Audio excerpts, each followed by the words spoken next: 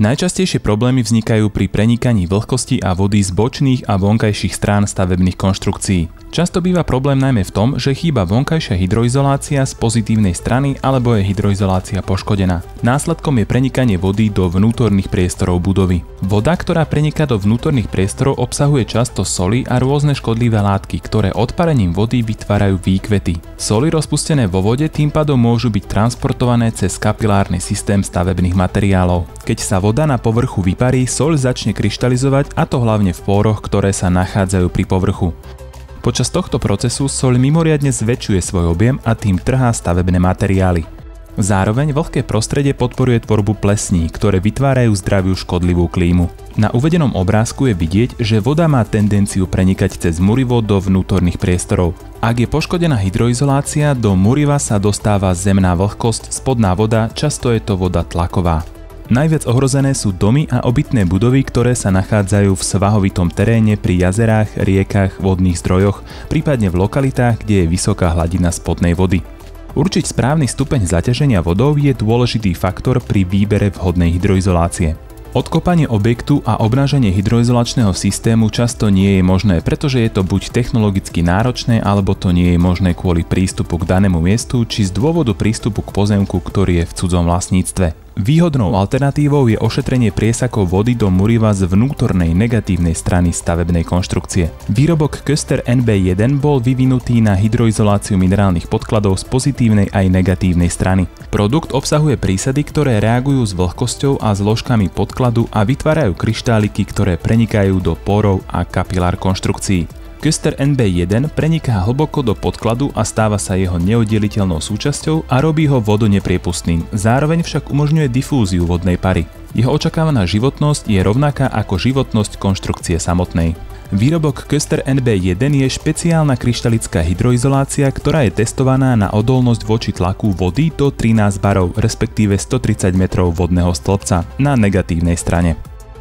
Najskôr je nutné celoplošne odstrániť poškodenú omietku. Odstránime voľné nesúdržné časti a prach, ktoré omietneme metličkou. Ak sa objavia aktívne priesaky vody, na utesnenie použijeme Köster K2 Blitz Powder.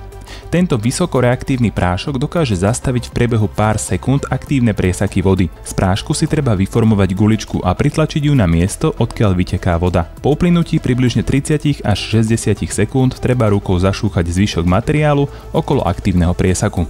Podklad je potrebné prebrúsiť, aby sa otvorila štruktúra betónu. Nasleduje aplikácia Köster Polysil TG500 ako penetračného náteru. Köster Polysil TG500 je penetračný náter na všetky minerálne podklady používaný pred hydroizoláciou cementovými hydroizolačnými suspenziami ako napríklad Köster NB1 Grey. Köster Polysil TG500 spevňuje podklad a neutralizuje soly. Používa sa tiež ako tvrdidlo pre hydroizolačné suspenzie. Na vytvorenie fabionov použijeme reprofilačnú vodotesnú maltu Köster Repair Mortar alebo Köster Repair Mortar Fix. Kaverny či nerovnosti môžeme vyrovnať maltou Köster Repair Mortar. Vyspravením podkladu dopomôžeme kvalitne zrealizovať hydroizolačný systém bez porúch a nedokonalostí. Nasleduje aplikácia hydroizolačného náteru Köster NB1 Grey v 2 až 3 vrstvách. Každá ďalšia vrstva sa aplikuje až po uschnutí tej predošlej, minimálne však aspoň so 6-hodinovým odstupom medzi vrstvami. Hydroizolačnú stierku tvorí Köster NB1 Grey a Köster NB1 Flex. Alternatívne sa namiesto Köster NB1 Flex môže použiť 8 litrov pitnej vody. Materiál sa nanáša pomocou štetky alebo vhodného striekacieho zariadenia. V priebehu aplikácie a minimálne 24 hodín po nej je potrebné vyhnúť sa vplyvu mrazu a silného vetra. Druhá vrstva Köster NB1 Grey sa aplikuje kolmo na smer prvej vrstvy, čo zabezpečí úplné pokrytie podkladu hydroizolačnou stierkou. Na čerstvo nanesenú hydroizolačnú vrstvu Köster NB1 sa nástrekom aplikuje Köster Polysil TG500, ktorý funguje ako tvrdidlo hydroizolačnej vrstvy.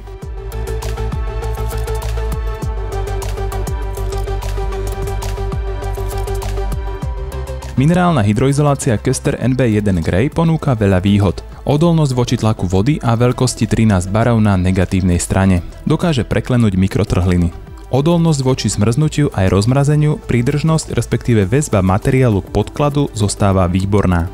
V V prípade, ak je požiadavka, že hydroizolačný náter Köster NB1 Grey má byť trvale v styku s pitnou vodou, je dôležité, aby sa 25 kg vrece zmiešalo s 8 litrami pitnej vody. V tomto konkrétnom prípade sa vyvarujeme zmiešaniu Köster NB1 Grey s Köster NB1 Flex. Na objednávku vieme zabezpečiť aj podobný výrobok Köster NB1 White v bielej farbe, prípadne Köster NB1 Fast, ktorý je vhodný pre rýchlejšiu aplikáciu. Najčastejšie sa Köster NB1 používa v pivniciach, tuneloch, kanalizačných či výťahových šachtách, nádržiach na pitnú vodu, silách a tak ďalej.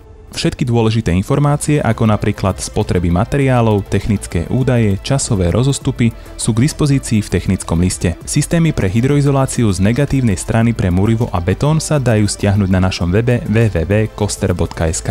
Odporúčame sledovať aktuality na webe www.koster.sk, kde vám prinášame aktuálne informácie a najnovšie poznatky v oblasti hydroizolačných riešení.